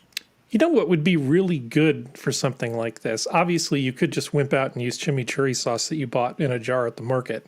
Oh, I make it home. But yeah, I mean, that's why you have a mortar and pestles for stuff like that. Yeah. But what would be really good, now that I think about it, would be pine nuts. I think pork scented with pine nuts would be really nice. Yeah. That might actually be worth a try. Yeah, pork and pesto works really well as well. for much the same reason. There are some Italian cookies that they have like around Christmas time that are basically like a sugar cookie, and they just have pine nuts on them, kind of like you would add chocolate chips, but instead it's pine nuts. And they have a bit of almond extract in the cookie as well. They may have a touch of marzipan, but I don't think they do. But the almond, pine nut, sugar, butter, brown deliciousness. You're not much of a sweets person, are you, Sanguine? I do sweets occasionally. I have to be in the mood for sweets rather than just having a constantly craving sweet tooth. Well, I think you'd like this because those, I mean, I can get the recipe for you. I have a friend who makes them. Yeah, They're beautiful. The pine nuts with the cookies is just so nice compared to just adding more sugar on top of it. Yeah, I like certain sweet things. There's a couple things that I'll just do whenever I have the ingredients for them. Like I make just this sinfully indulgent berry and pineapple thing that I effectively cook it down into a compote, and then I'll use that on top of like vanilla ice cream and angel food cake and shit like that because it's I've got the idea stuck in my head that I need a challenge because I like to do things that I'm not good at. I like to, just for my own sake, I like to try to do things that I suck at. One of those things is making desserts. I don't cook a lot of desserts, but when I do, I really try hard. The next thing I really want to try as a personal challenge is a 10-layer Russian honey cake. Oh yeah, you were showing me pictures of that. Yeah, and I think it might be time to give that one a shot. But yeah, there's certain things that I love cooking. There's, like I said, I'm just not one of those people that's constantly craving sweet, but when I want sweet, ooh, I love sweets. Yeah, I have a grill in my kitchen, a wood-burning grill in my kitchen, which is wonderful. And would certainly not pass code. I mean, for anybody who hasn't heard this before, the air return is right by that thing. Whoever designed my house is an idiot. Because putting an air return right next to a wood-burning fireplace with no side panels on it is dumb. But yeah, so whenever I use the thing, I just have to turn the heat off. But I really do want to get a proper offset smoker and put it in the backyard. Yeah, I want to get a nice, beautiful smoker at some point. I currently just have my smoking gun. That's the closest I can get to a smoker where I am. Yeah, I'm sort of torn, though, because I don't really have an infinite amount of room. I could see getting an offset smoker. I could see building a proper wood-burning oven, which would be, I could use it for pizzas and lamb shanks and all sorts of amazing things, right? There's just, cooking with wood is fantastic. Yeah. But I don't see myself getting both. And as much as I like proper Neapolitan-style pizza, I kind have to go for of... the smoker. I don't know, man. I really would like to be able to just bake bread in the oven and make pizza in the oven and do all that sort of stuff. But maybe I can just get a small pizza oven and a small offset smoker. But actually, small smokers have their own weird things that you have to do to keep them working properly. In theory, you would think that it would be less work, but in a lot of ways, it's actually more work because the temperature fluctuates a lot more rapidly, and you have to... There's a lot more labor involved in servicing a small smoker, I guess is the easiest way to phrase it. Yeah, there's so much shit that I want when it comes to cooking that my ideal kitchen is going to end up being an absolute monstrosity by most people's opinions, just because it'll have insane shit that I would love, like a full cooking hearth. And then on the other side, my ovens. And you want the cast iron hook that swings out that you put your cast iron pot on? Is that what you want to do? Yeah. Okay. You want to live in a colonial house. But then I want a full high-tech kitchen as well. So that's where the monstrosity comes in. It's a smashing of ancient and modern cook methods. Yeah, let's see. Cannibalistic Wizard says, or I can try the 100-layer crepe cake. They're actually not that different. It's just by degree. This particular cake, you don't use cake pans. You basically bake the discs in the oven. So you essentially take parchment paper and draw a circle, and then with an offset spatula, put 1/10 of your batter there, and then you repeat this operation 10 times to, putting the honey dulce de leche frosting in between each layer. So this is going to be a challenge for me because if this doesn't work out, I'm going to have, I'm sure I'll find a way to make it up to myself. I can always make a cheesecake. Nice. Well, it's not that I need sweets all the time. It's just that if I get my taste buds all geared up for honey cake, there's going to be a reckoning if it doesn't happen. Well, and plus it's kind of fun to make it on your own, too. Oh, yeah. Cheesecake's actually really easy once you learn a few tricks. And I absolutely understand that because, like I said, when I do get that, I want something sweet. It becomes a bit of a mission of, what shall I have sweet? Yeah, for me, I had to cut all that out because, A, I was on a huge diet that was effective, and B, my doctor was like, just so you know, you are the type to go to type 2, so be wary of that. So I was like, well, I'm not full throttle on it. It's just I limit myself to treats, like a treat is a treat. We'll give up a few things now instead of giving up all the things later. Exactly. That is dark.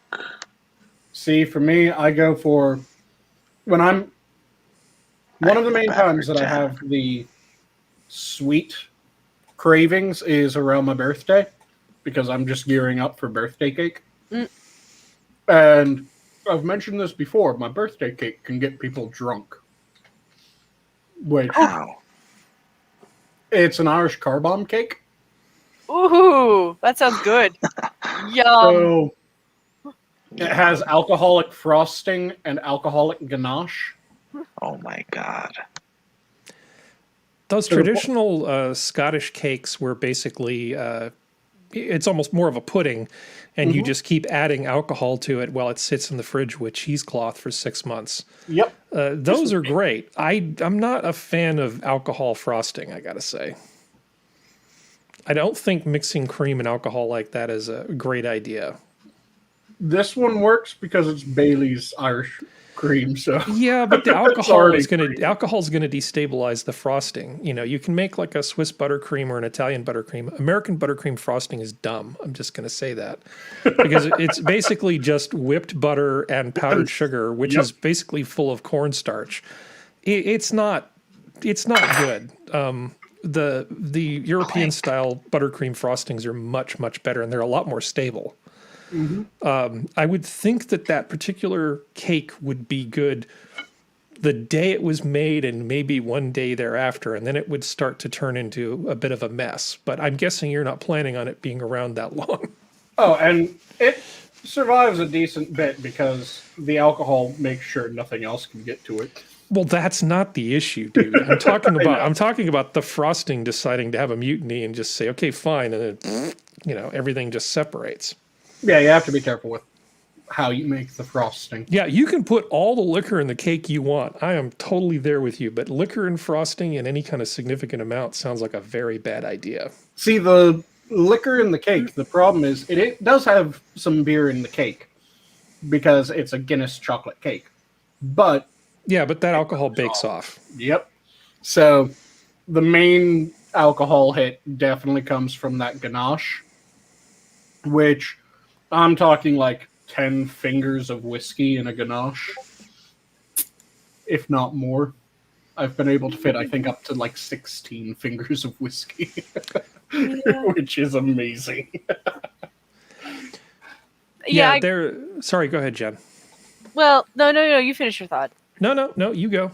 Well, I was Ladies thinking first. My favorite cake is actually one without icing at all, and it really makes me think of So this one is one my mom gets from her grandmother. So it's Austrian based, but it's called a log cake. It is kind of a Yule cake, but it doesn't have icing on it. So it is a chocolate cake. It is they tend to use the German chocolate. Don't confuse it with the German chocolate cake, though. So it's not a bûche de Noël? No, it's so when you bake the cake, it's baked to be flat, and you kind of want to Isn't that dry it a little French? bit. See. They're Austrian. They're mixed. But it said Bush de Noël, so I just thought. Yeah, I Noël's responded German, in Spanish or French just for because I was Christmas. being that way. Hold on, I'm but- bringing up my German baking book. Yeah. But so this cake can be done like in different ways. Like you can do it with booze. Like I remember for certain parties they did serve it with booze. But it was just you don't really have an alcoholic cake. It just has the flavor. But you would basically my mom would spend all day basically slowly bending that cake because it was dry, so it wouldn't crack. And you fill the middle with real whipped cream, which is why you have to do it all day because you kind of add the whipped cream last minute. And then there's different ways to do it. Like some people would just powder it. Some people would put more whipped cream on top. Mom would do either or, depending on who was visiting. And then the best part of it is there's a butter icing that they put on top. So the butter icing is not an icing. It's actually a hot sauce. And it's literally just butter that's been heated up and then whisked with powdered sugar until it's a nice frothy mix. And then every slice that you get, you just pour a little drizzle over it, and it just melts into the cake. So it just moistens the whole thing. And it's just one of those things that you have it once, and then you think about it for years. And Harry, there is one alternative way of making it so that it isn't a shit ton of cornstarch. It just takes a lot more elbow grease. I know. Grind your own insanely. Well, they actually put meringue in Swiss buttercream, and it really does a good job of stabilizing it. Okay. I'm trying to find a book that has the best cream cheese frosting recipe I've ever run across by leaps and bounds. Since somebody in the chat was saying that they really liked that sort of stuff. Yeah, I do too, actually. That was Wizard. Yeah.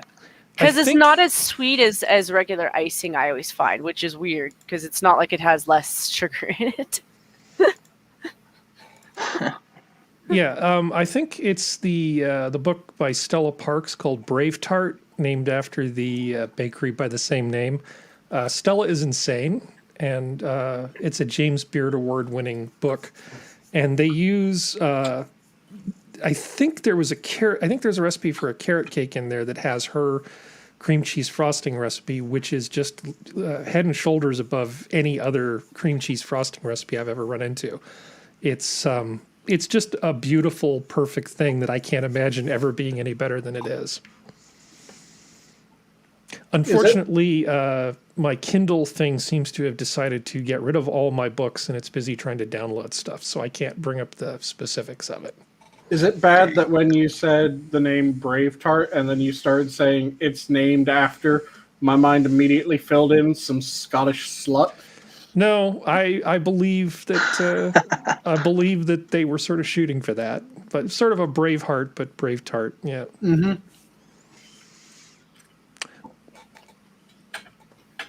Yeah, I ended up making a carrot cake out of that book for a friend's birthday, as I recall, and it was easily one of the best things I've ever made.